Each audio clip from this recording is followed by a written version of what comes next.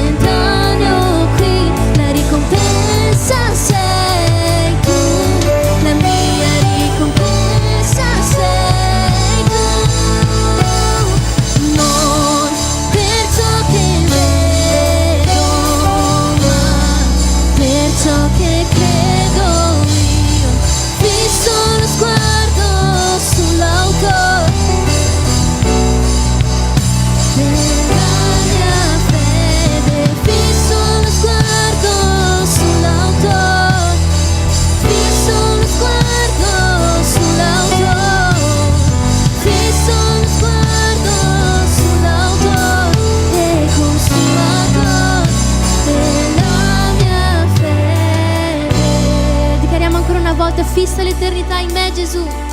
Fissa l'eternità in me, Gesù.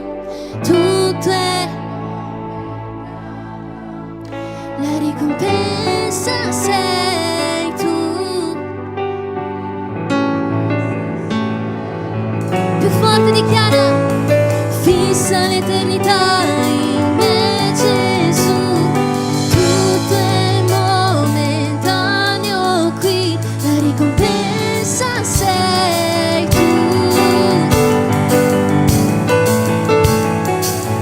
Fissa in me, fissa l'eternità in me, Gesù. Tutto è momentaneo qui, la ricompensa sei tu. La mia ricompensa sei tu. Fissa l'eternità in me, Gesù. Tutto è momentaneo qui, la ricompensa sei tu. La mia ricompensa sei tu. Non per ciò che vedo,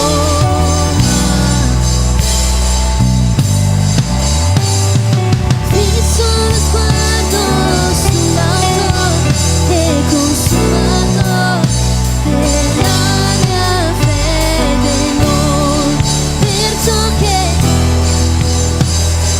ma per ciò che credo io. Fisso lo sguardo sull'auto e consumato della. Dichiara: fisso lo sguardo. Fisso lo sguardo sull'auto. Fisso lo sguardo sull'auto.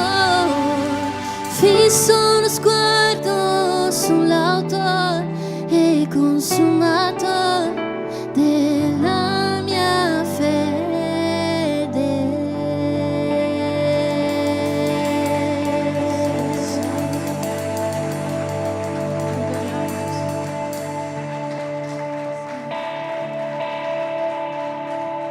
Io ti invito questa sera a fissare i tuoi sguardi su Gesù. Ti invito ad alzare il tuo sguardo a colui che può compiere l'impossibile nella tua vita. Io ti invito a guardare a colui che per l'uomo è impossibile, ma per Dio è possibile. Io ti invito a versare i tuoi occhi su Gesù questa sera. Io ti invito a provare a vivere l'impossibile, che per te forse oggi non c'è soluzione. Ma io ti invito a guardare Gesù, perché da Gesù viene il nostro soccorso, da Gesù viene la nostra salvezza. Io ti invito a non guardare le montagne, non temere le onde, non temere la tempesta, ma guardare fisso al Salvatore della nostra vita, Gesù. Amen.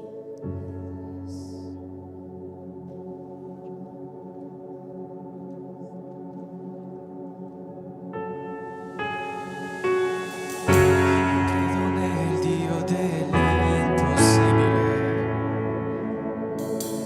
Io credo che puoi fare ogni cosa.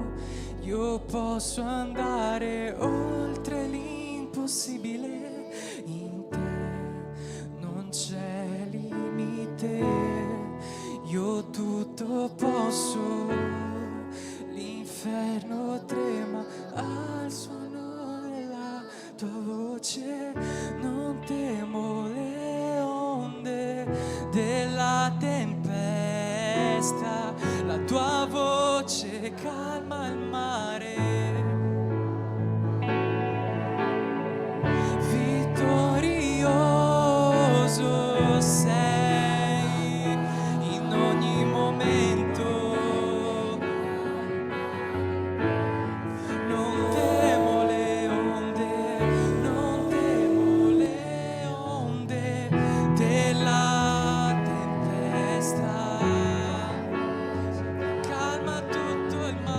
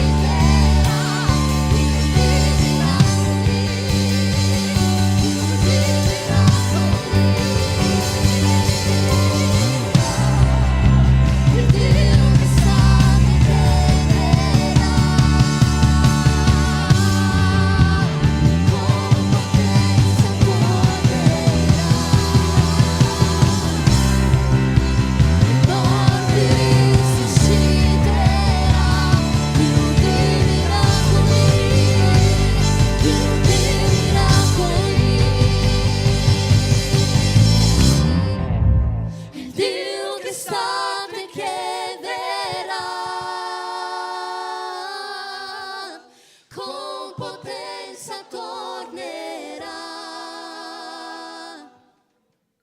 I morti risusciterà, Dio di miracoli, Dio di miracoli. Il Dio che sta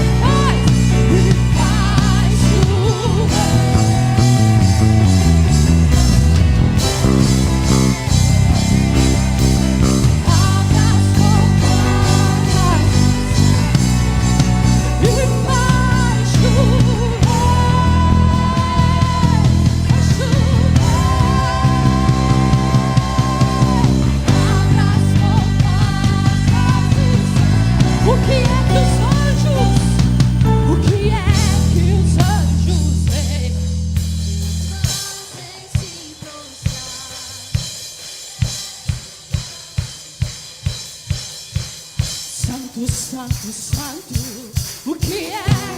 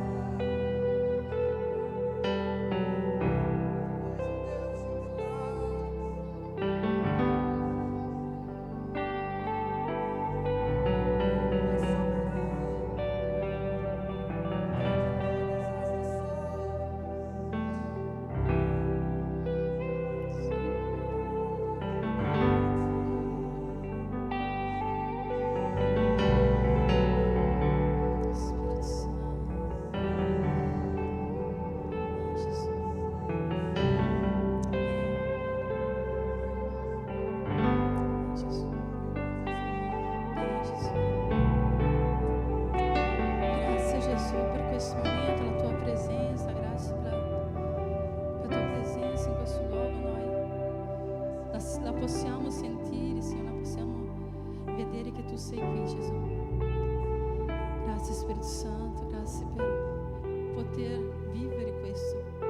Grazie perché noi possiamo vivere questo, Gesù. Noi ti adoriamo, Gesù. Sei nostro Signore, nostro Salvatore, Re della nostra vita, Re del nostro cuore, il nostro Dio di miracoli, il nostro Dio di salvezza, il nostro Dio che restaura la nostra anima. Amém, Gesù. Amém, Gesù. Potete sedervi in questo momento? Posso fare un applauso perché adesso partirà un video così un po'.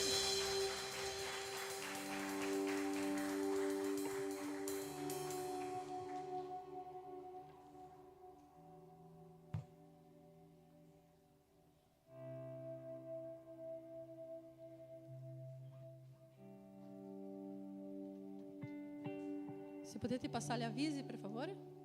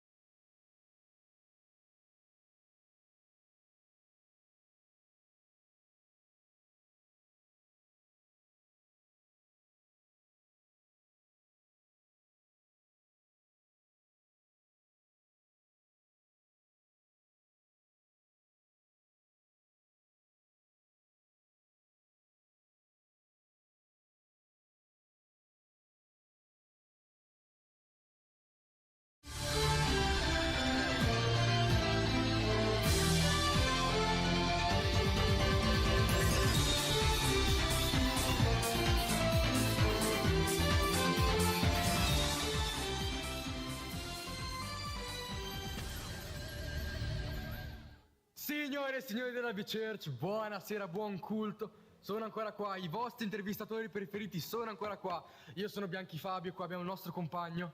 Io sono Migliorini João e oggi andremo a darvi un paio di nuove notizie. La prima grande notizia della settimana è che domani, domenica 1 di giugno, ci sarà il nostro pre-fusion e successivamente il nostro fusion, di cui ci parlerà meglio il nostro collega João. Il pre-fusion va dalle 2 fino alle 4, poi inizia il fusion che va dalle 4 fino alle 6. Il tutto sarà a tema Inside Out, quindi sentitevi liberi di vestirvi dell'emozione che più vi rappresenta. E a proposito di questo, abbiamo il nostro meteo. Siamo qua in diretta con Luis. Luis, ci senti? Sì Fabio, ti sento. Bene, non perdiamo tempo e passiamo subito col meteo di domani. Domani sarà prevalentemente nuvoloso, però non fatevi ingannare perché ci saranno 28 gradi e l'umidità sarà alta, 57%. Quindi vestitevi abbastanza leggeri e ricordatevi che siete in chiesa. A te la linea, Fabio. Grazie mille Luis per queste importantissime informazioni del meteo. Adesso passiamo al B-Brazer, di cui ci parlerà di più Fabio.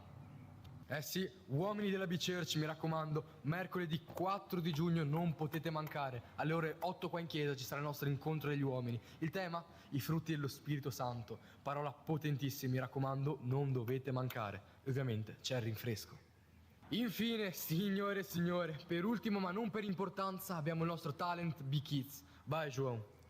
Il Talent B-Kids si terrà il 13 luglio alle ore 4 qua in chiesa. Per qualsiasi informazione chiedete pure a Sofia. Sofia, alzati, grazie. Ok, puoi sederti. Quindi, signore e signori, questa era la notizia di questa settimana. Adesso vi lasciamo al culto e mi raccomando, ci vediamo settimana prossima e che Dio vi benedica. Che Dio sia con voi, gente.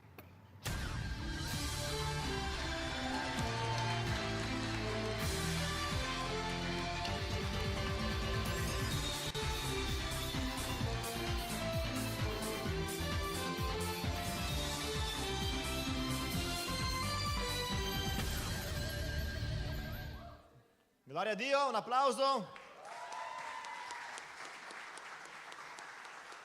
Amen. Buonasera, pace del Signore. Vorrei condividere con voi dei versetti per il momento delle offerte.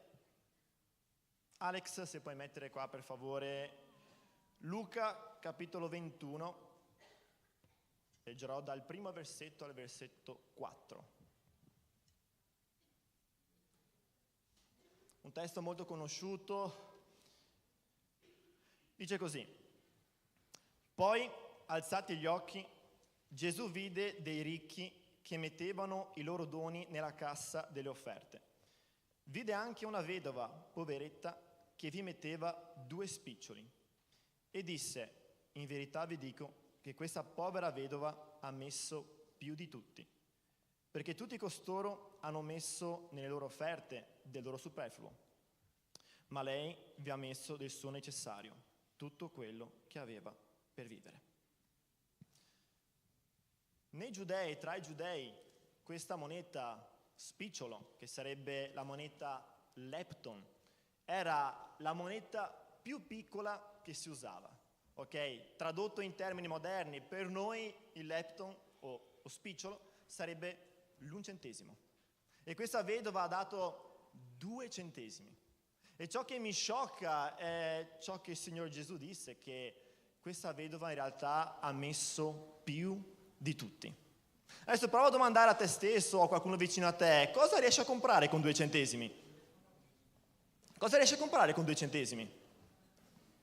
Eppure questa offerta che questa vedova ha fatto ha toccato il cuore di Gesù, a tal punto che Gesù disse che lei è stata colei che ha dato più di tutti. Noi tante volte vediamo con gli occhi, ma noi sappiamo bene che il nostro Dio non guarda all'apparenza delle cose, bensì il cuore. Quindi non è importante quanto diamo, bensì come lo diamo. Il Signor Dio conosce il testo, il contesto, la storia, la geografia, conosce l'azione, ma anche la motivazione. Quindi non preoccupiamoci di quanto portiamo alla casa di Dio, preoccupiamoci di come lo portiamo alla casa di Dio. Amen? Vi invito ad alzarvi, facciamo una preghiera. Padre Santo, in questo momento voglio presentare a te ogni offerta, ogni decima che sarà portato qui dinanzi al tuo altare. Sappiamo, Signore, che abbiamo bisogno di questi soldi per mantenere questo locale, per pagare le bollette. E Dio, grazie, Signore, per i tuoi figli e per i tuoi servi che sono fedeli a te, che danno, Signore, con un cuore generoso, volenteroso, perché grazie alla fedeltà di ognuno di noi che siamo qua presenti, questo luogo continua ad andare avanti, continua a prosperare, continua a crescere, riusciamo a pagare tutte le cose che devono essere pagate, perché tu, Dio, sei nel comando della tua Chiesa, e come tu stesso hai detto, l'inferno non prevarrà contro le porte della tua Chiesa, Signore. Quindi nel nome di Gesù benedici la tua Chiesa, benedici ogni tuo figlio, ogni tua figlia che è fedele a te, Signore, nelle sue offerte e nelle sue decime. Se c'è qualcuno qui che tu sai che ha bisogno di qualcosa, che ha bisogno di un lavoro, tu sei il Dio che apre porte dove non ci sono porte. Quindi benedici il tuo popolo, la tua Chiesa, affinché anch'essi possano contribuire all'avanzamento di quest'opera in questa città, in questo luogo, nel nome di Gesù. Amen.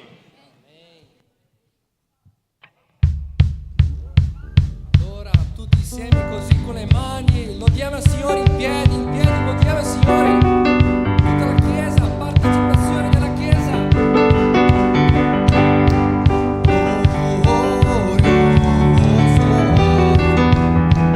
Noi cantiamo.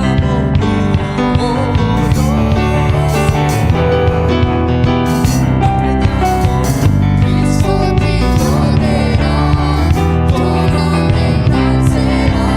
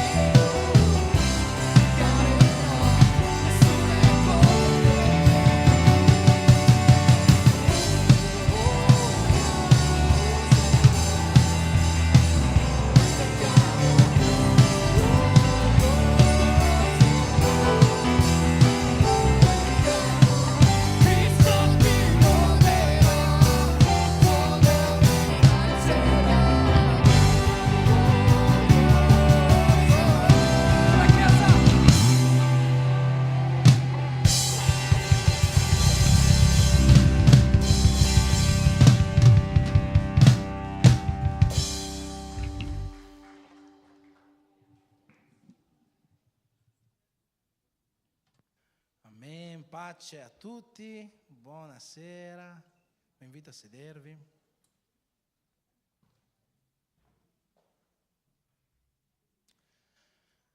Amen. Preghiamo. Signore Gesù, in questo momento, Signore, vogliamo riempirci della Tua parola, di quello che Tu vuoi trasmettere ai nostri cuori. Hai già preparato attraverso tutta questa prima parte di questa serata un terreno fertile in cui seminare. Per questo ti chiediamo, Signore, che Tu possa avere la libertà oggi di entrare nel nostro cuore, mettere un seme di fede, un seme duraturo, un seme che generi frutto nella nostra vita e attraverso la nostra vita. Benedici la Tua Chiesa nel nome di Gesù. Amen. Amen.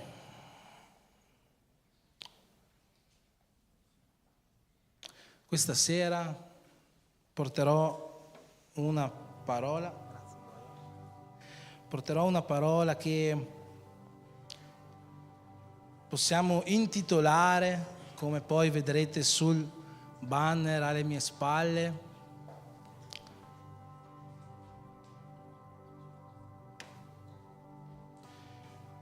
conserva nel tuo cuore.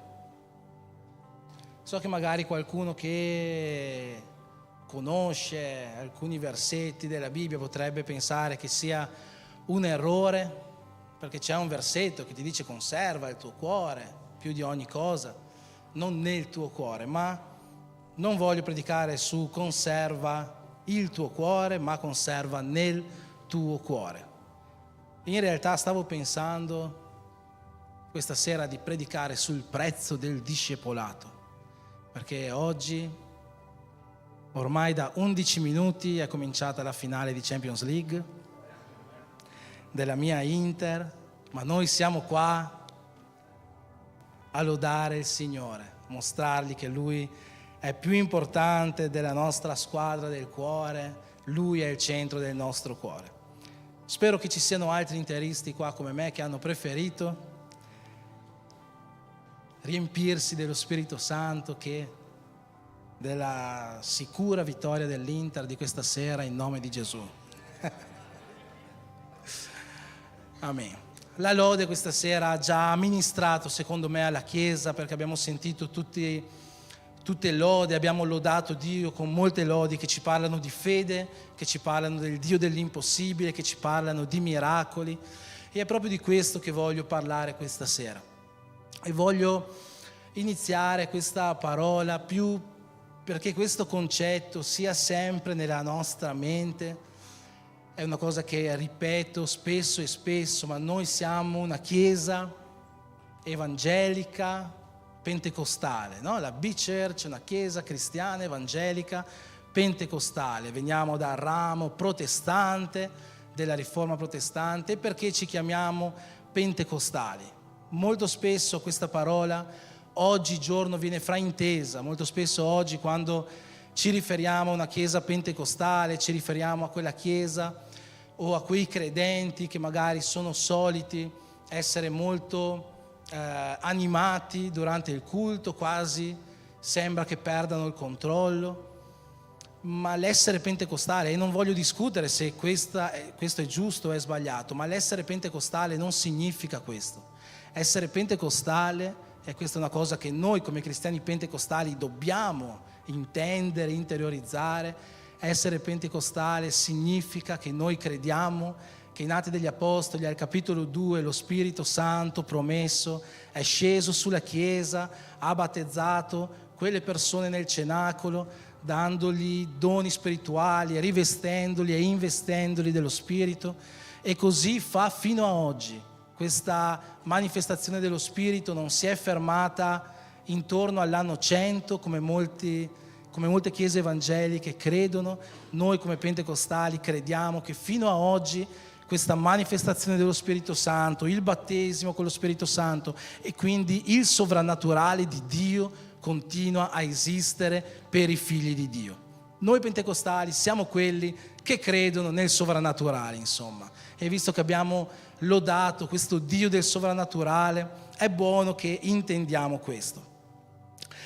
Bene, voglio chiedervi di aprire le vostre Bibbie, altrimenti potete seguire qua con me nel Vangelo di Luca, al capitolo 2.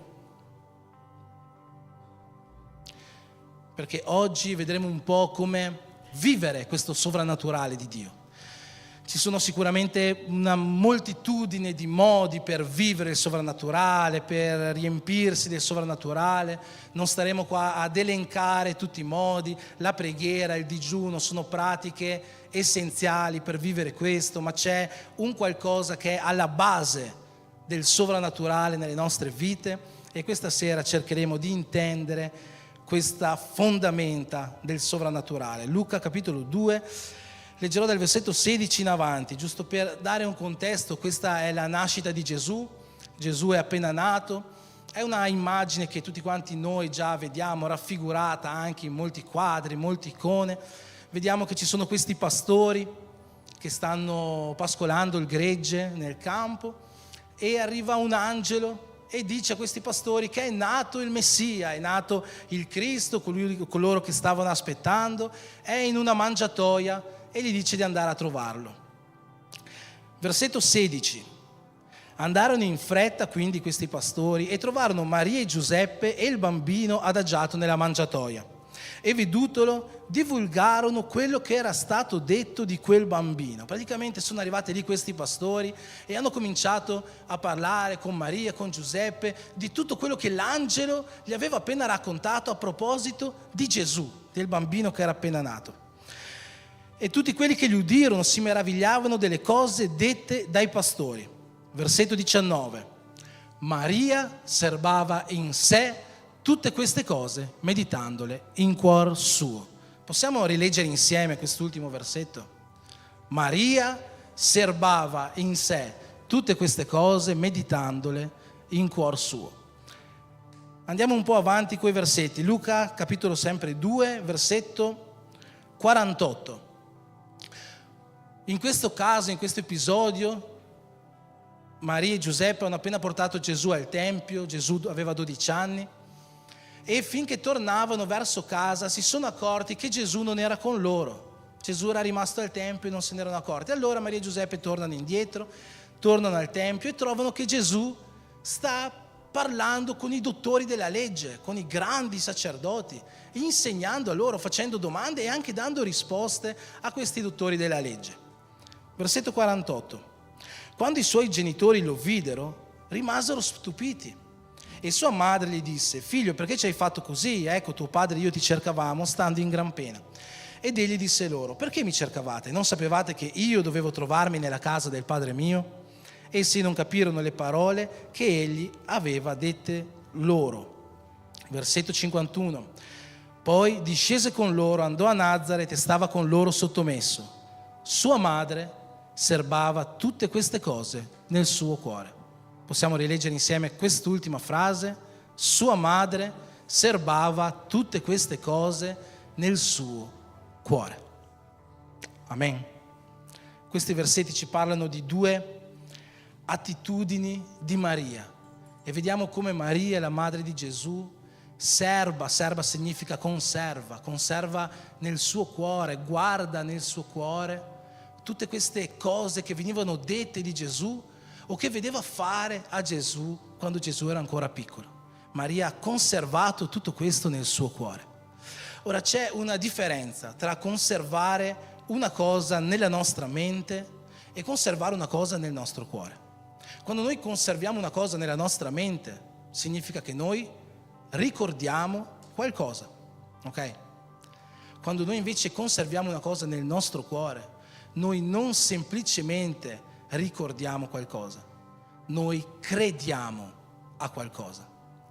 La Bibbia ci mostra diversi versetti che associano il cuore alla credenza, al credere, il cuore alla fede. Romani capitolo 10, versetti 9 e 10, versetti che ci parlano di come noi dobbiamo confessare il nostro credo. Dicono: perché se con la bocca avrai confessato Gesù come tuo Signore e con il tuo cuore avrai creduto che Dio lo ha risuscitato dai morti, sarai salvato. Infatti, con il cuore si crede per ricevere giustizia.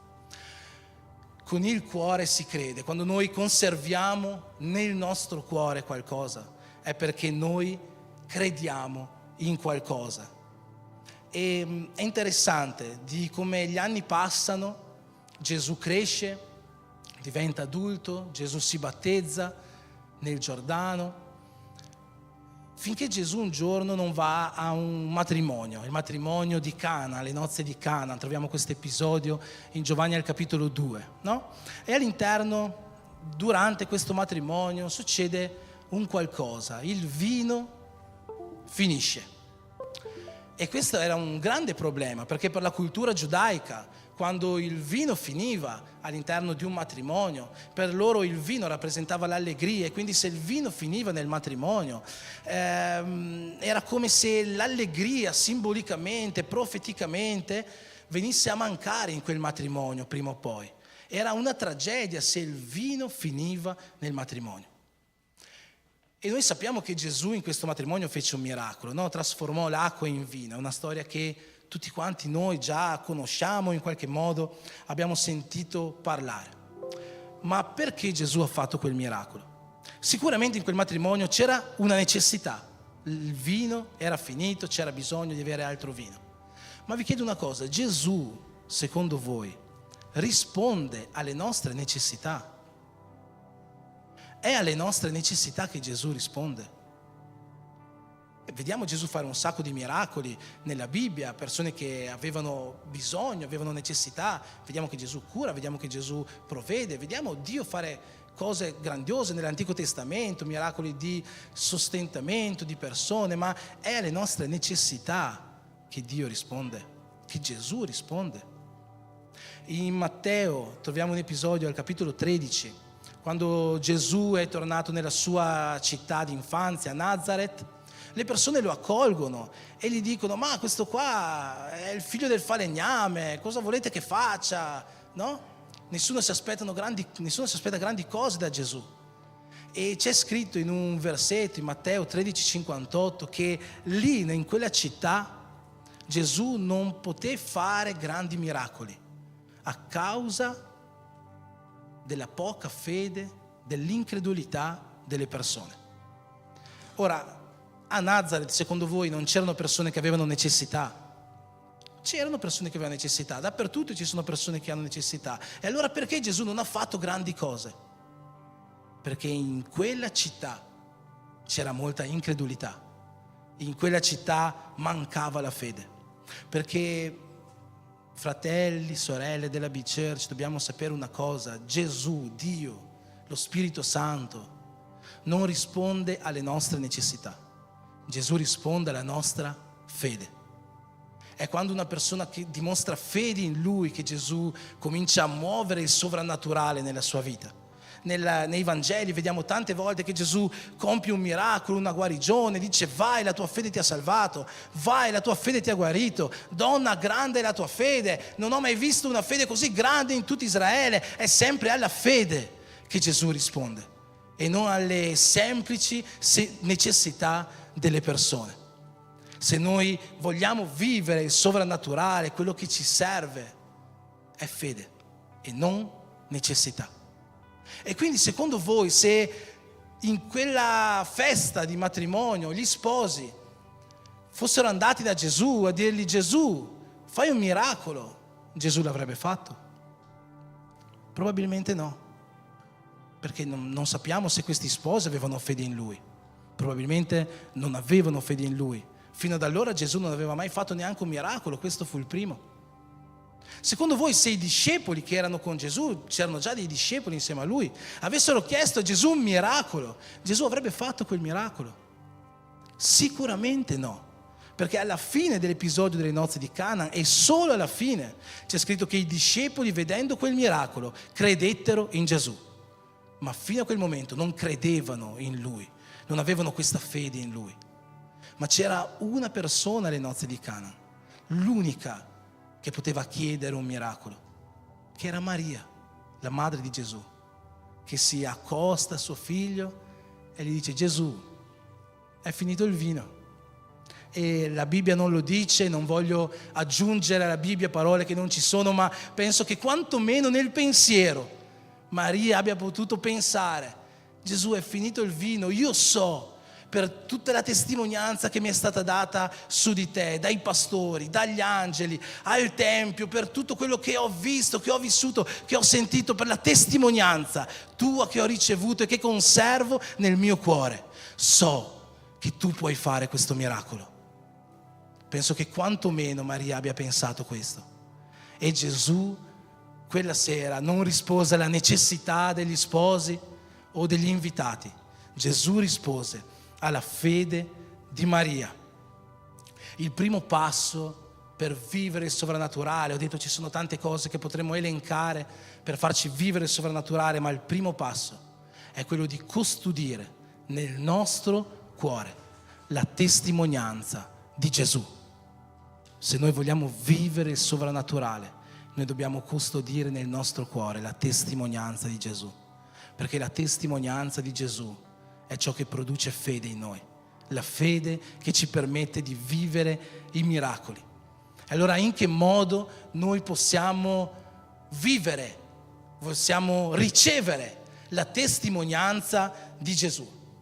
Ci sono almeno 3 modi sicuri e biblici in cui noi possiamo ricevere la testimonianza di Gesù. In Apocalisse, al capitolo 19, il versetto 10, qua l'Apostolo Giovanni, che sta scrivendo l'Apocalisse, è insieme a un angelo, l'angelo gli sta mostrando rivelazioni, gli sta mostrando grandi cose, e al versetto 10 c'è scritto che Giovanni si prostrò ai piedi dell'angelo per adorarlo. Ma l'angelo gli disse: guardati dal farlo, perché io sono un servo come te e come i tuoi fratelli che custodiscono la testimonianza di Gesù. Piuttosto adora Dio, perché la testimonianza di Gesù è lo spirito della profezia. L'angelo qua praticamente sta dicendo che lui è un servo di Dio, così come tutti quanti noi siamo servi, e che le cose che l'angelo sta mostrando a Giovanni non vengono da lui, vengono dallo Spirito. È lo Spirito è lo Spirito che è la testimonianza di Gesù. E così come quella profezia che l'angelo stava dando è la testimonianza di Gesù e viene da Dio, allo stesso modo tutta la scrittura, tutta la Bibbia viene dallo Spirito Santo. Nella seconda lettera di Pietro, al capitolo 1, i versetti 20 e 21, dicono così: sappiate prima di tutto questo, che nessuna profezia della scrittura, non c'è niente all'interno della Bibbia, non c'è una parola, non c'è una virgola all'interno della Bibbia che viene da interpretazione personale. Infatti nessuna profezia venne mai dalla volontà dell'uomo, ma degli uomini hanno parlato da parte di Dio, perché sospinti dallo Spirito Santo. Questo Spirito che ci dà, che è la testimonianza di Cristo. Lo spirito di questa profezia dell'Apocalisse, così come lo spirito che ha sospinto le profezie della Bibbia, sono la testimonianza di Gesù. Gesù è ciò di cui la Bibbia ci ha sempre parlato. C'è scritto in Matteo al capitolo 5, quando Gesù comincia il sermone della montagna. Gesù dice così: guardate, io non sono venuto ad abolire la legge e i profeti, piuttosto io sono venuto a compiere la legge e i profeti.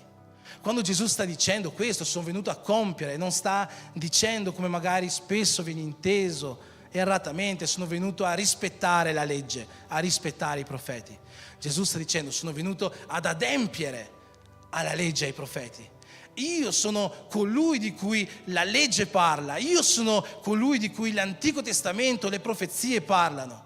Quando Gesù sale sulla croce al posto nostro, Gesù sta adempiendo la legge della sostituzione che noi troviamo in Levitico 16. Quando a Gesù muore sulla croce versando il suo sangue, lui sta adempiendo l'ordine dell'agnello pasquale, l'agnello sacrificale, così come il sangue veniva messo sulle porte delle case degli ebrei affinché l'angelo della morte, passando per le vie dell'Egitto, non entrasse a uccidere i primogeniti. Così anche per noi vale lo stesso. Il sangue che Gesù ha versato sulla croce copre le nostre vite e ci permette di vivere la vita eterna e di non incontrare la morte eterna. Gesù è venuto a compiere la legge, così Gesù è venuto a compiere i profeti. Ogni profezia dall'inizio della Genesi fino a Giovanni Battista è stata a proposito di Gesù. Lo spirito della profezia testimonia di Gesù. E così, fratelli, la parola di Dio, la Bibbia, è la testimonianza di Cristo. E se noi vogliamo conservare la testimonianza di Gesù nel nostro cuore, se noi vogliamo ricevere la testimonianza di Gesù nel nostro cuore, non c'è metodo più diretto che immergerci nelle scritture. La Bibbia è un libro meraviglioso, unico, sovrannaturale, scritto in più di 1600 anni, da più di 40 scrittori, composto da 66 libri, alcuni scritti in prigioni, altri scritti in palazzi, altri nei deserti, alcuni scritti da re, altri scritti da schiavi. Eppure, nonostante tutta questa differenza, questo lasso di tempo, ogni parola della Bibbia ha un unico messaggio: portare la testimonianza di Cristo. È un libro perfettamente interconnesso, è meraviglioso, è un libro che noi dobbiamo amare, leggere e entrare veramente dentro a queste parole, se noi vogliamo ricevere la testimonianza di Gesù. C'è scritto nella lettera ai Romani, capitolo 10, versetto 17, così la fede viene da ciò che si ascolta e ciò che si ascolta viene dalla parola di Dio. Possiamo anche riassumere togliendo la parte centrale: così la fede viene dalla parola di Dio.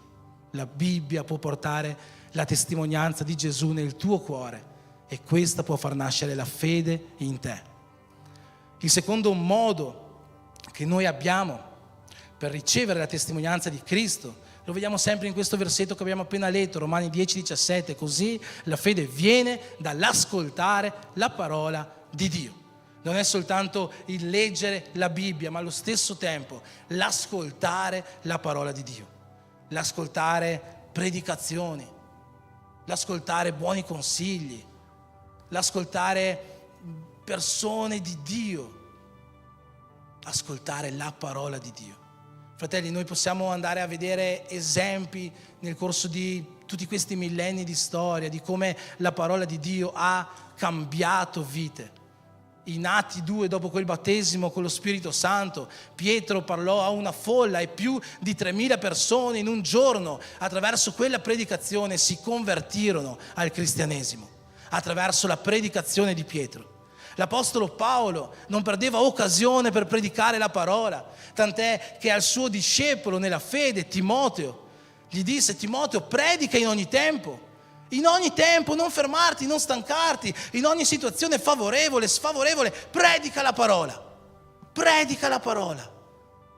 Noi possiamo andare avanti con gli anni, vedere i grandi uomini di Dio del corso della storia, anche della storia più recente. Stavo leggendo in questi giorni la biografia di George Whitefield, uno dei grandi che hanno portato il risveglio, conosciuto ancora fino ad oggi col nome del grande risveglio in Europa. Lui insieme a John Wesley e altri grandi nomi. Questo Whitefield, pensate, si svegliava ogni giorno alle 4 del mattino. Perché? Perché lui alle 5 di mattina doveva essere nel solito posto dove c'era un via vai di operai, di minatori che andavano a fare i minatori nelle miniere di carbone lì vicino, nella città di Bristol, e lui andava lì ogni giorno per strada a predicare la parola. Il più grande sermone che ha fatto è stato nel 1739, quando in quello stesso posto c'erano migliaia di lavoratori, di minatori che ascoltavano il suo sermone. Si dice che questi minatori alla fine del sermone avevano la faccia che sembravano delle zebre, perché avevano tutta la faccia nera dal carbone delle miniere, ma le lacrime che scorrevano sul loro viso per la predicazione di Whitefield rendeva le loro facce bianche e nere, zebrate. La predicazione della parola di Dio è qualcosa che noi non possiamo trascurare. E fratelli, se a Whitefield non serviva un pulpito per raccogliere migliaia di persone e convertirle al cristianesimo, questo pulpito non serve neanche a noi. Non serve dire: io non ho la possibilità di avere un microfono, non ho la possibilità di salire qua sopra. Ci sono centinaia, migliaia di modi per predicare la parola di Dio oggi. E noi possiamo farlo, no, noi dobbiamo farlo. Dobbiamo predicare la parola di Dio. Così come un giorno qualcuno l'ha predicata a noi e noi ci siamo ravveduti e convertiti a Lui. Perché la parola di Dio, la sua predicazione, è un modo per ricevere la testimonianza di Cristo nelle nostre vite. Come ho detto, i consigli di uomini di Dio possono portare la testimonianza di Cristo nelle nostre vite, le nostre azioni possono portare la testimonianza di Cristo nelle nostre vite, le nostre testimonianze, le testimonianze della nostra vita possono portare la testimonianza di Cristo nella nostra vita, nel nostro cuore. Io mi ricordo quante testimonianze ho sentito nel corso degli anni, ma ce n'era una in particolare. In questi giorni qua c'erano qua i pastori Vinicius, Emi, del ministero FO, molti di voi li hanno conosciuti, due sabati fa erano qua nel Beyond. E ogni volta che andavo in giro con il pastore Vinicius, dovunque dovevamo fermarci c'era sempre un posto libero per la macchina. E lui mi diceva: guarda, questo qua è il posto evangelico, questo qua è il posto che Dio tiene per i suoi figli. Veramente c'erano tutti i posti occupati, c'era quell'unico posto libero per noi che ci infilavamo dentro. Ma ogni volta che diceva così mi faceva tornare in mente una testimonianza che ho sentito nei primissimi tempi, forse nelle prime settimane o mesi che venivo in chiesa. Mi ricordo questa sorella che una volta ha chiesto l'opportunità di dare una testimonianza nel culto. È venuta davanti, ha preso il microfono e ha cominciato a dire: questa mattina sono andata all'ospedale E io subito ho pensato, testimonianza, ospedale, vorrà parlare di una grande cura che Gesù avrà fatto nella sua vita, vorrà parlare di una liberazione che Gesù le ha dato. E quindi questa mattina sono andato all'ospedale e sono arrivata nel parcheggio dell'ospedale e c'era un posto libero e io mi sono messa lì e questa era la sua testimonianza. Ha fatto un momento del culto per raccontare che aveva trovato il posto libero la mattina all'ospedale. Io mi ricordo che, fratelli, non ero credente all'epoca, ma a quel tempo, ascoltando quella testimonianza, mi sono messo a ridere. Ho detto, ma santo cielo, questa qua è esagerata, cioè spiritualizza ogni cosa, non è che Dio sta lì a pensare al posto della macchina. Capisco fosse stata una guarigione, no? Ma andando avanti con gli anni, andando avanti nella fede, fratelli, noi scopriamo quanto veramente Dio è nel controllo di ogni cosa. Che anche un semplice posto libero, o occupato a volte, può essere, o probabilmente è veramente l'azione di Dio per in qualche modo farci capire qualcosa, lavorare nel nostro cuore.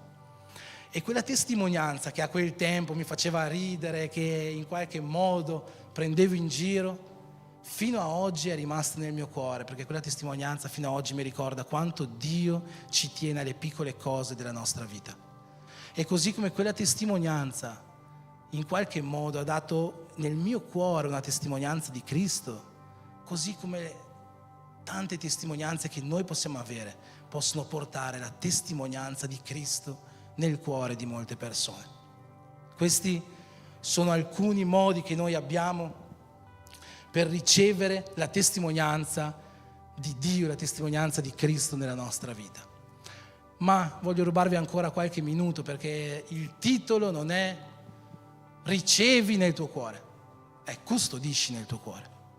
Perché, fratelli, così come noi riceviamo nel nostro cuore la testimonianza di Cristo, sapete, c'è anche il rischio che noi facciamo scappare via dal nostro cuore questa testimonianza. In Ebrei al capitolo 6 voglio leggere un po' di versetti con voi, dal versetto 4 in avanti.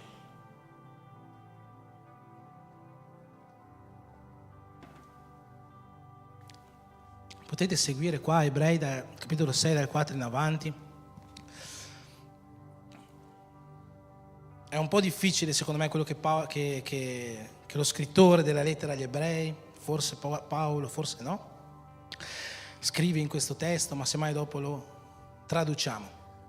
Infatti, quelli che sono stati una volta illuminati e hanno gustato il dono celeste e sono stati fatti partecipi dello Spirito Santo e hanno gustato la buona parola di Dio e le potenze del mondo futuro e sono poi caduti, è impossibile ricondurli di nuovo al ravvedimento, perché crocifiggono di nuovo per conto loro il Figlio di Dio e lo espongono a infamia. Quando una terra imbevuta dalla pioggia che vi cade frequentemente produce erbe utili a quelli che la coltivano, riceve benedizione da Dio. Ma se quella terra produce spine e rovi, è riprovata e è prossima a essere maledetta, e la sua fine sarà di essere bruciata. Qua la lettera agli Ebrei è molto dura in questi versetti. In questi versetti chiaramente ci lascia intendere una cosa, che esiste la possibilità che quelle persone che hanno ricevuto la testimonianza di Cristo nel loro cuore, che questa testimonianza ha prodotto fede, una fede così grande da poter aver gustato il dono dello Spirito Santo, da poter aver gustato le potenze del mondo futuro, da poter aver gustato le cose sovrannaturali di Dio, ma perde questa testimonianza di Cristo, perde questa fede, non può più tornare a Dio. Questo è quello che ci sta dicendo questa parola.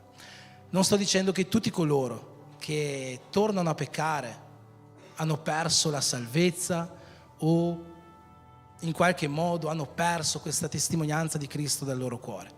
Sto dicendo che c'è un momento della nostra vita, si può arrivare, non si deve, ma si può arrivare a un punto in cui questo può accadere e non deve accadere. In che modo però possiamo evitare questo? In che modo possiamo evitare che questa testimonianza non vada via dal nostro cuore? Lo dice il versetto 7 che abbiamo letto. Quando una terra è imbevuta dalla pioggia che vi cade frequentemente. Questa pioggia è lo Spirito Santo, è il sovrannaturale di Dio, sono queste manifestazioni. Produce erbe utili a quelli che la coltivano, riceve benedizioni. Quindi che cosa deve fare la terra affinché possa continuare a andare avanti, a ricevere benedizioni? Deve produrre erbe utili. È ancora più chiaro se noi andiamo a leggere nei versetti successivi, dal 9 in avanti. Dice così: tuttavia, carissimi, benché parliamo così, siamo persuasi riguardo a voi di cose migliori e attinenti alla salvezza.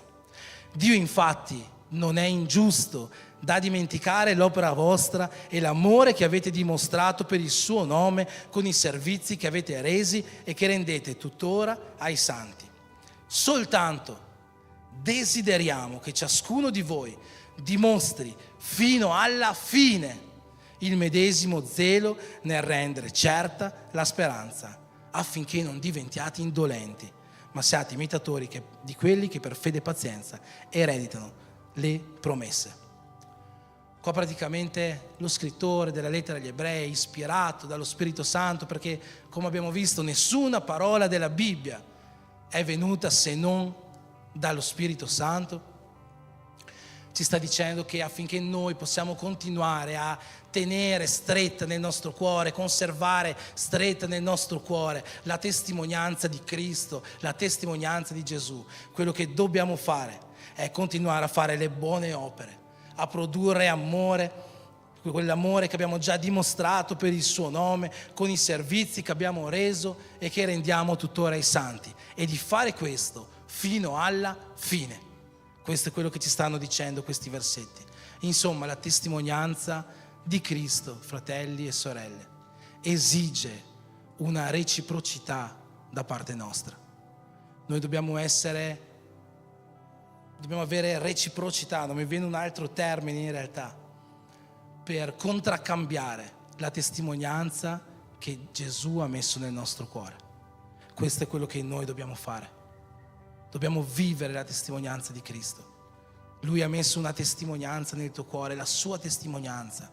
L'ha messa magari attraverso le scritture, magari l'ha messa attraverso la predicazione di qualcuno, magari l'ha messa attraverso un buon consiglio, magari l'ha messa attraverso una testimonianza o attraverso le azioni di qualche persona. E noi dobbiamo ricambiare questa testimonianza che Lui ha messo dentro di noi. Quello che noi dobbiamo fare è ricambiare a Lui questo. In che modo possiamo ricambiare questo a Lui? Abbiamo parlato di predicazione, abbiamo parlato di buone azioni, abbiamo parlato di buoni consigli, abbiamo parlato di testimonianze. Questo non è soltanto quello che le altre persone hanno fatto o possono fare verso di noi per farci ricevere la fede. Questo è quello che noi dobbiamo fare verso gli altri, per portare la testimonianza di Cristo ad altri cuori. Questa è la reciprocità che noi possiamo dare alla testimonianza di Cristo. Questa è la reciprocità che noi possiamo dare a questo deposito che è stato messo nel nostro cuore. Portare questa testimonianza intorno a noi, portare la parola, predicare in ogni tempo, portare le testimonianze di quello che Dio ci ha già fatto vivere. Perché probabilmente tanti di noi hanno già vissuto cose sovrannaturali, hanno già vissuto cose meravigliose. Quello che noi dobbiamo fare è aprire la nostra bocca e portare questo Vangelo, portare questo deposito nel cuore di altri, affinché anche nel cuore di altri possa produrre la stessa fede che ci porta a vivere il sovrannaturale che noi viviamo nelle nostre vite. Se tu hai già ricevuto questo deposito, questa testimonianza, se tu hai già questa fede, se tu hai già vissuto il sovrannaturale, oggi tocca a te portare questo nella vita di qualcun altro. A me piace tanto un versetto che c'è scritto in 2 Timoteo, capitolo 2, quando l'apostolo Paolo dice a Timoteo: Timoteo, ricordati del mio Vangelo.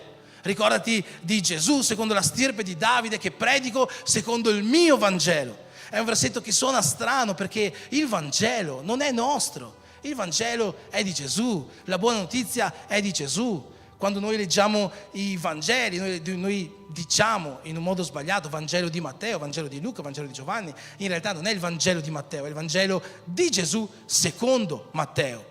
Ma qua Paolo sta dicendo: ricordati del mio Vangelo. Perché Paolo dice questo? Perché Paolo vive questo Vangelo. Paolo ha un Vangelo da raccontare, ha una storia da raccontare. Qual è? È la testimonianza che un giorno Gesù ha messo nel suo cuore, che ha prodotto fede, che gli ha fatto vivere il sovrannaturale e che oggi lui vuole portare a tutto il mondo. Portare a tutto il mondo in un modo così grande che in 2 Corinzi Paolo dice: l'amore di Gesù mi costringe a fare questo.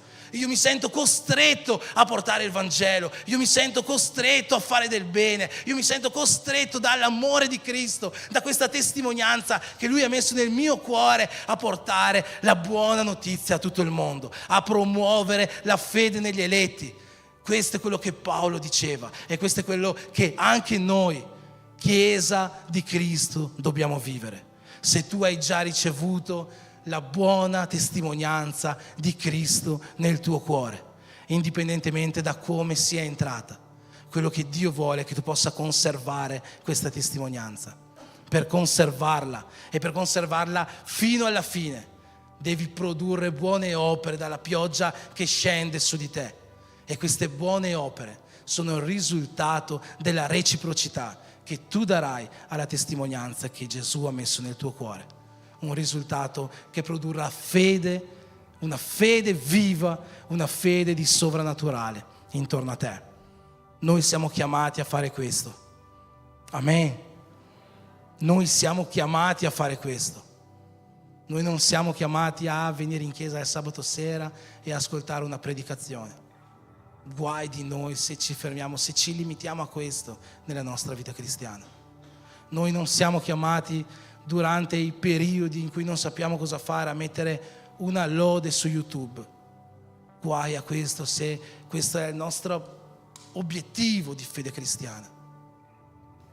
Il nostro obiettivo, ciò per cui Gesù ci ha chiamati, è andare per il mondo e far arrivare nel cuore di tutte queste genti il buon deposito di Cristo, la sua testimonianza, lo spirito della profezia, affinché tanti possano credere per mezzo della parola del Signore. Amen. Possiamo alzarci in piedi?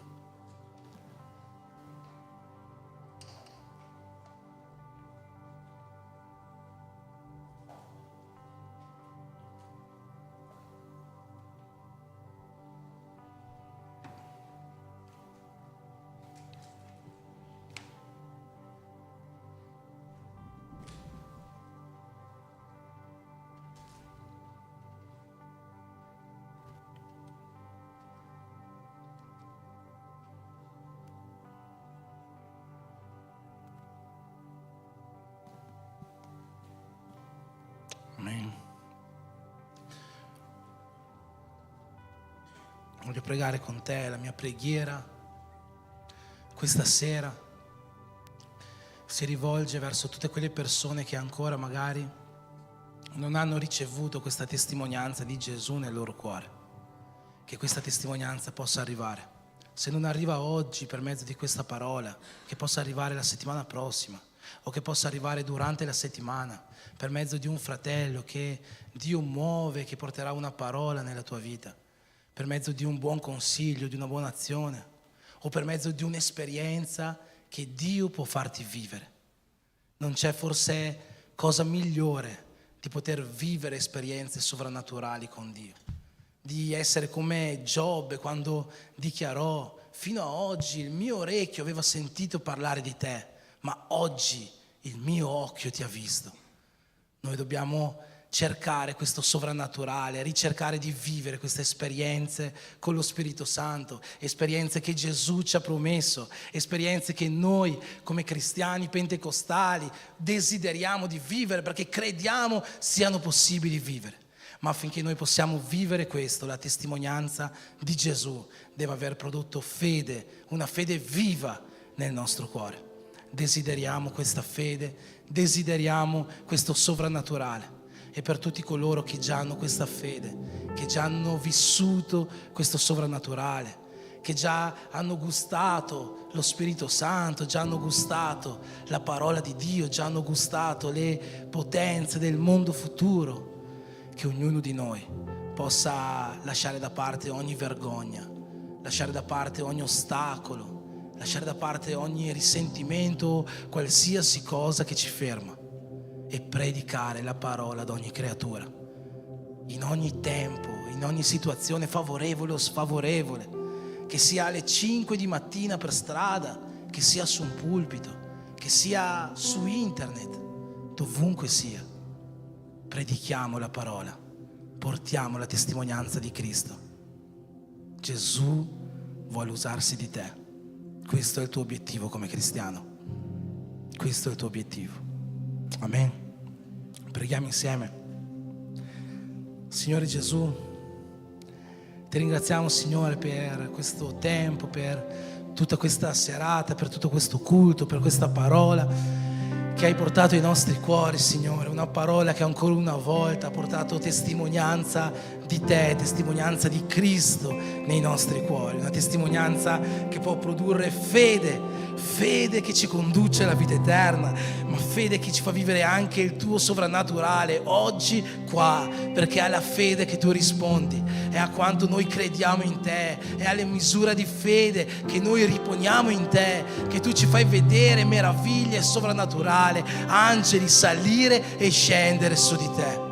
Per questo, Signore, io ti prego che questa sera, dovunque ci sia un cuore che ancora non ha ricevuto questa testimonianza, o dove questa testimonianza ancora non abbia prodotto fede, Signore, io ti chiedo che tu possa cominciare a lavorare in questi cuori, comincia a portare convinzione, comincia a far sì che la tua parola possa agire come mezzo unico per entrare dentro di noi, che sia la tua parola scritta, che sia la tua parola predicata, che sia la tua parola vista in azione, che questa possa cominciare a produrre questo seme, un seme di vita eterna, un seme di sovrannaturale nel cuore di chi ancora è lontano da te, e in tutti coloro che già hanno ricevuto questa fede, che già hanno visto il sovrannaturale. Io ti chiedo, Signore, comincia a muovere i cuori di folle oggi, questa sera.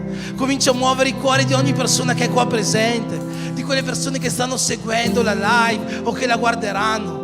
Comincia profeticamente a muovere anche i cuori di coloro che non sono qua oggi.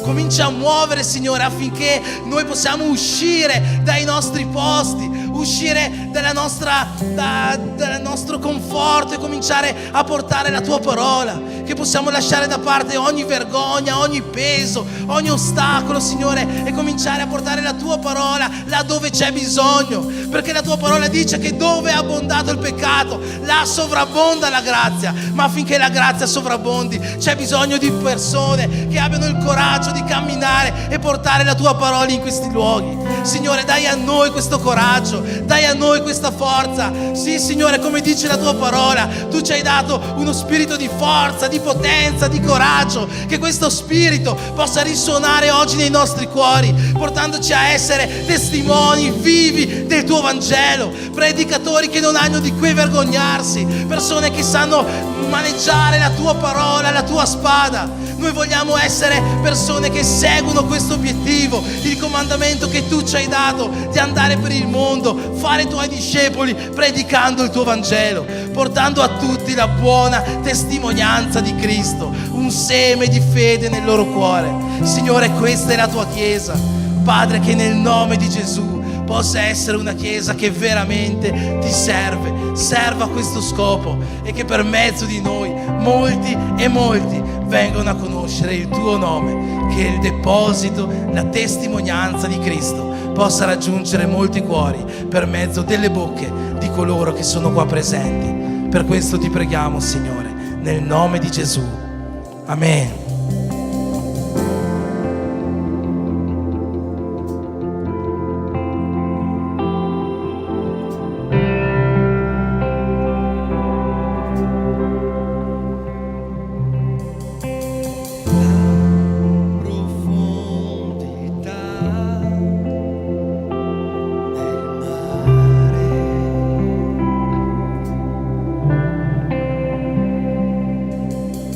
Nel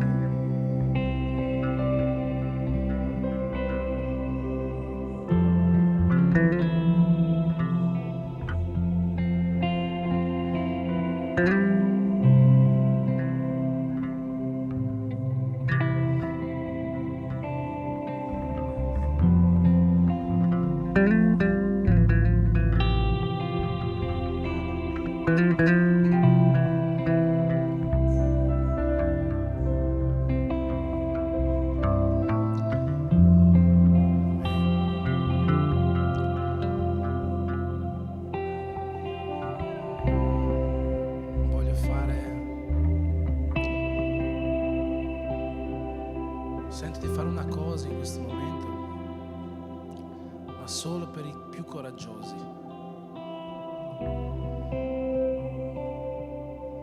Quando la testimonianza di Cristo viene a abitare nel nostro cuore,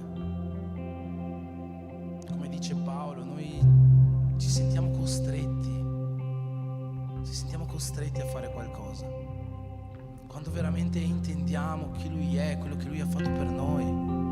Paolo negli stessi versetti continuerà dicendo: se Gesù è morto per noi oggi dobbiamo vivere per Lui. Quando la testimonianza di Cristo viene a abitare in noi, abitare veramente con fuoco nei nostri cuori, noi intendiamo questo e ci sentiamo costretti a vivere per Lui, a cambiare in qualche modo la nostra vita.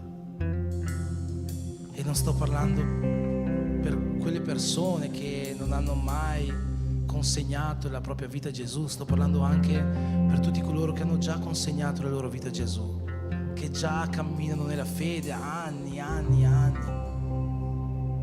ma che non stanno vivendo appieno la vita per Cristo, che non stanno predicando dove possono predicare, che non stanno portando la testimonianza di Cristo dove la possono portare. E io voglio lanciarti una sfida, a te che sei veramente coraggioso e che dopo questa serata vuoi dichiarare davanti a Gesù che vuoi veramente vivere per Lui, perché ti senti costretto, perché ti senti costretta a vivere per Lui, perché senti che la testimonianza di Lui nel tuo cuore è qualcosa che non puoi tenere solo qua dentro, è qualcosa che devi portare al di fuori, perché senti che non puoi sapere solo e unicamente te stessa che Gesù è morto e risorto per te, che si è sacrificato su quella croce per te, che è il Padre buono, che può venire incontro a ogni nostra necessità quando noi riponiamo il pizzico di fede in Lui. Se tu senti questo, se ti senti costretto, se ti senti costretta a portare questa testimonianza in giro per il mondo, a dire: io voglio cominciare a vivere veramente per Cristo, a partire da oggi voglio cominciare a vivere per Cristo, non voglio più vivere per lavorare, non voglio più vivere per i miei hobby, per i miei interessi, io voglio vivere per Cristo. Se tu vuoi dichiarare questo questa sera, voglio invitarti a uscire qua davanti per fare una preghiera insieme. È solo per i più coraggiosi, per chi veramente sente questo nel cuore, per chi veramente sente che questa testimonianza di Gesù nel suo cuore non è qualcosa che può tenere dentro di lui.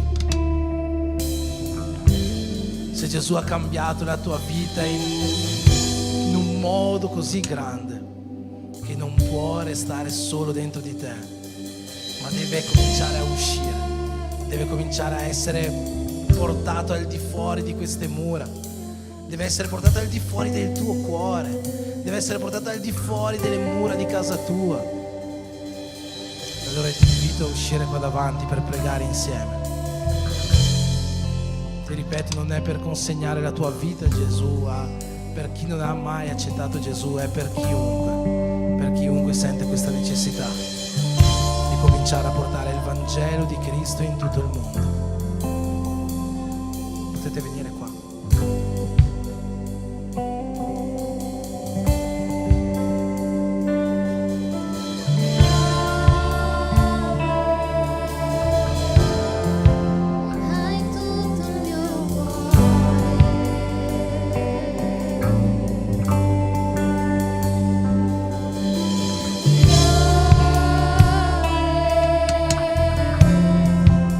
La mia canzone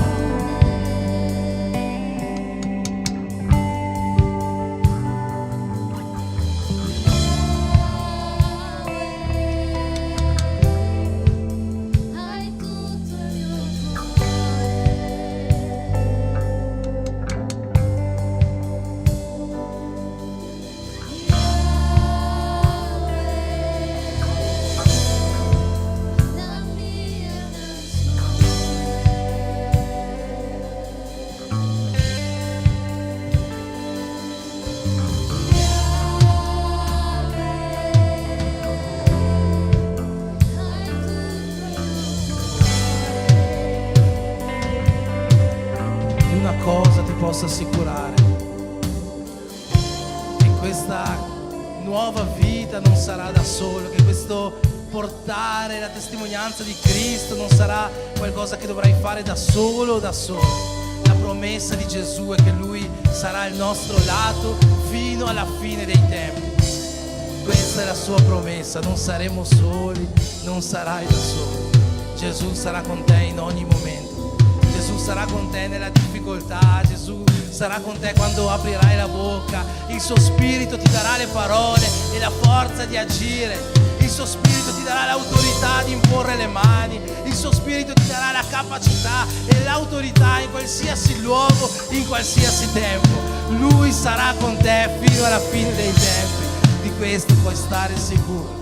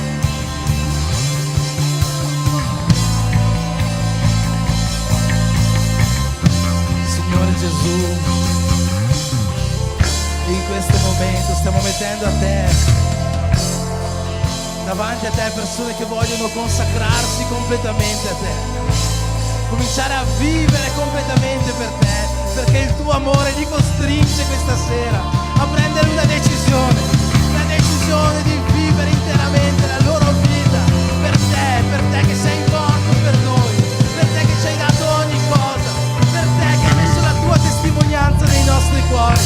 Ti chiediamo, Signore, di consacrare ogni tua figlia, ogni tuo figlio, che, Signore, il tuo spirito sia su di loro e con loro, che la tua presenza mai venga meno nella loro vita.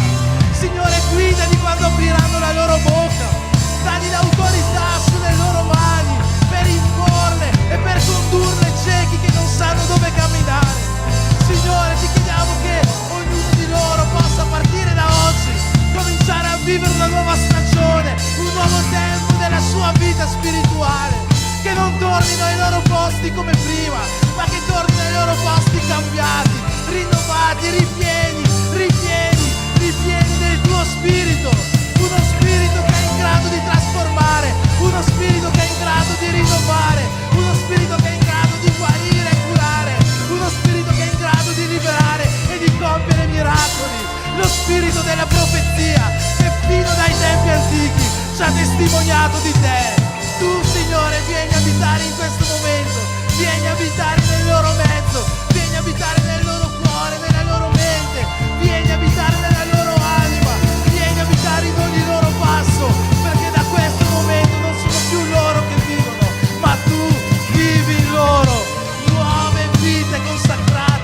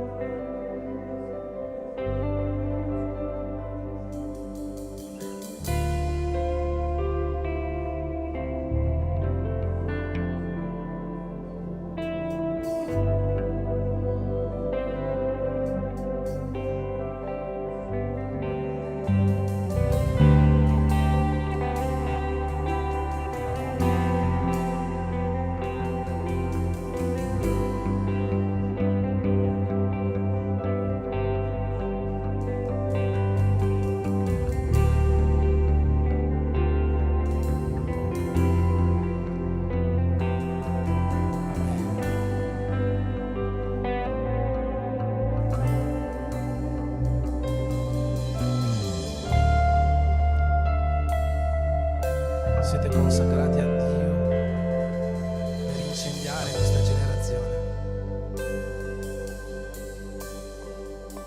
E ogni volta che aprirete la vostra bocca non abbiate paura proprio di aprirla, perché Gesù sarà con voi. Lo Spirito Santo vi dirà cosa fare, vi dirà cosa dire, guiderà le vostre parole, guiderà il vostro cuore. Non abbiate paura, non temete, perché Gesù sarà con voi fino alla fine. Verso tutti coloro che lo amano, Gesù si fa presente.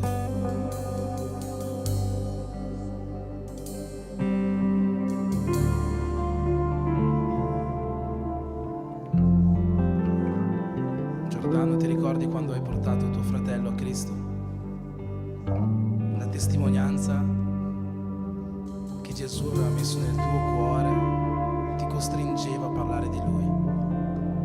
Quello stesso spirito Gesù lo vuole riaccendere dentro di te e vuole accenderlo dentro ognuno di noi, che la testimonianza di Cristo ci costringa a portare il suo nome fino ai confini della terra. Amen. Amen. Amen.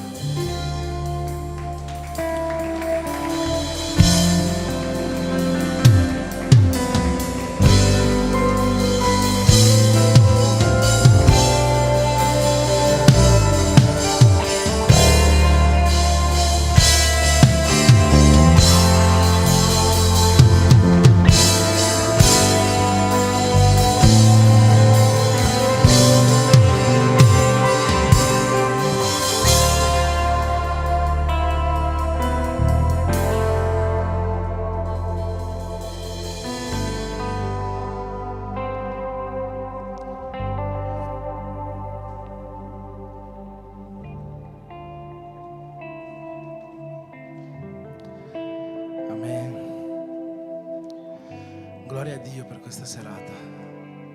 Gloria a Dio. E io credo veramente, ho fede in quello che questa serata ha seminato nella vita di molti, quantomeno di quelle persone che sono uscite qua, e di come vedremo grandi cose succedere a partire da queste vite d'ora in avanti.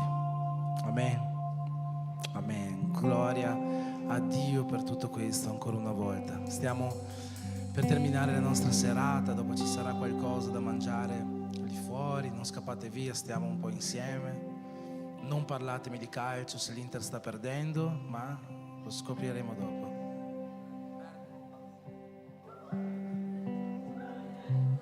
C'è problema. Se volete facciamo un'altra mezz'ora di culto, così finisce la partita e... Amen. Ci sono compleanni da festeggiare questa settimana?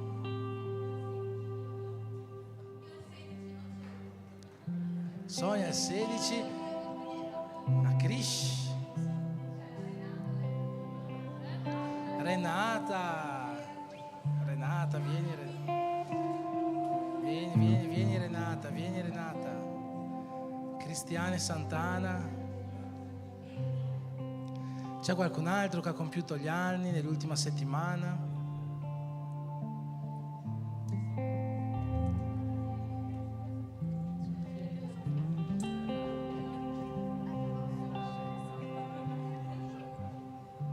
Pensavo 30 anni. Amen. Possiamo stendere le nostre mani verso di loro per benedire la loro vita e questo nuovo anno.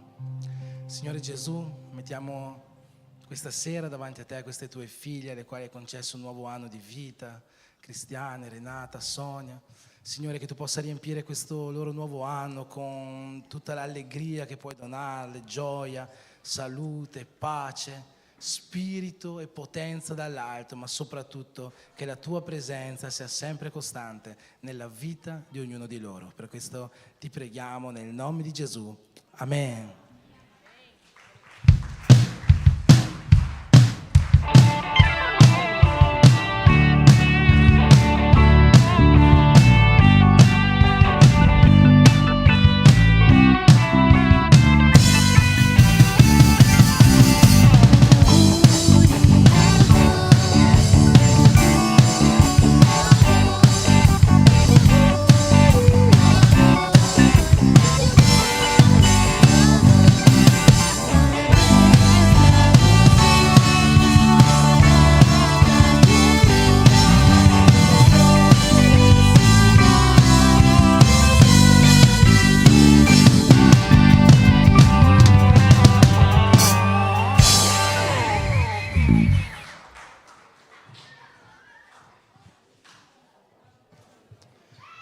Amen. Allora se possiamo fare così con le nostre mani, per desiderare anche su di noi e chiedere anche su di noi le stesse benedizioni che abbiamo chiesto sulla vita delle nostre sorelle, chiedendo a Dio che la sua allegria, che la pace che viene da Lui, che la salute che viene da Lui possa riempire le nostre case e la vita di tutti quanti noi, e chiedendo che l'amore di Dio Padre, che la grazia di suo Figlio Gesù Cristo e che la comunione con lo Spirito Santo di Dio sia sempre con noi, e come uno in Cristo possiamo dire Amen. Dio vi benedica nel nome di Gesù.